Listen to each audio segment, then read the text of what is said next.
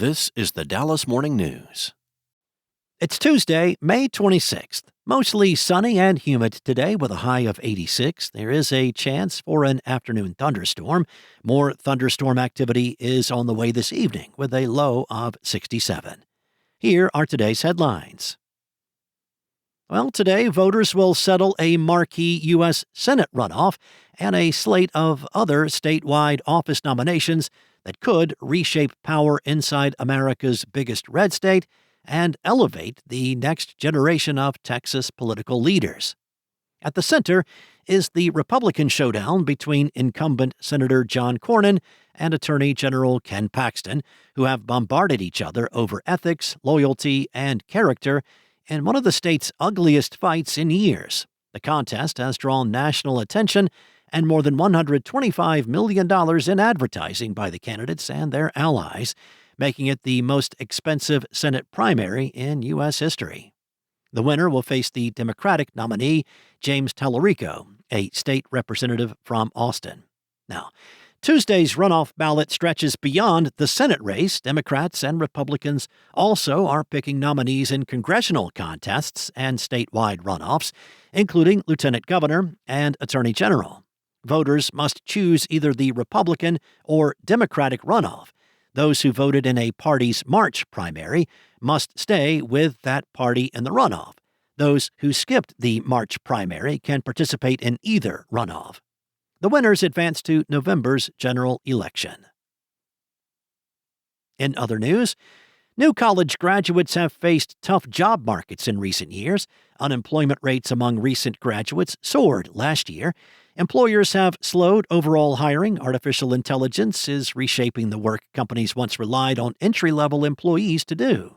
The job search can be even more daunting for first-generation or low-income graduates. Research shows those grads have more trouble getting well-paying jobs compared with their wealthier, better-connected peers. A new course at the University of North Texas seeks to bridge that gap and demystify the job market. Leaders say that the goal is to arm students with the skills, experience, and network to land a strong first job. Next up, the Houston Astros used 3 pitchers to no-hit the Texas Rangers last night at Globe Life Field. Tetsuya Imai, with his 8.36 ERA coming in, started the game and pitched 6 innings of hitless ball, striking out 2 and walking 4. Stephen Okert took over in the 7th and pitched 1 inning, issuing a walk and striking out 1, and then he yielded to Alamber Santa, making his major league debut. Santa pitched the final 2 innings, recording 1 strikeout and no walks in the 6 batters he faced to close things out in a 9-0 win for the Astros. It's the first no-hitter in Major League Baseball since 2024, and Santa, with his participation in the combined no-hitter, became only the 2nd pitcher in Major League Baseball history to be a part of a no-hitter in his debut. And you gotta go back to 1892 to find the last time that happened. The Rangers will hope to get the bats going in Game 2 of the 4-game series tonight at Globe Life Field. And in a city where growth is often associated with Las Colinas, corporate offices, and developments in northern Irving, the opening of Alma Cafe and Bakehouse in the southern part of the city has drawn attention to an area where independent coffee shops are scarce.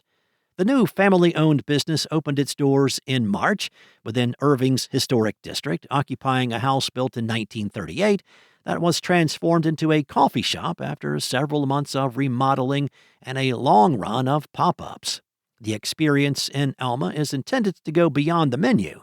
The space, designed to feel intimate and welcoming, retains some of the property's original residential character. There are lounge-style indoor areas for conversations over a cup of coffee and an outdoor wooden terrace designed for socializing. Thanks for listening. For more on today's stories and the latest breaking news, visit dallasnews.com. Enjoy your day, and I'll be back tomorrow with more from the Dallas Morning News.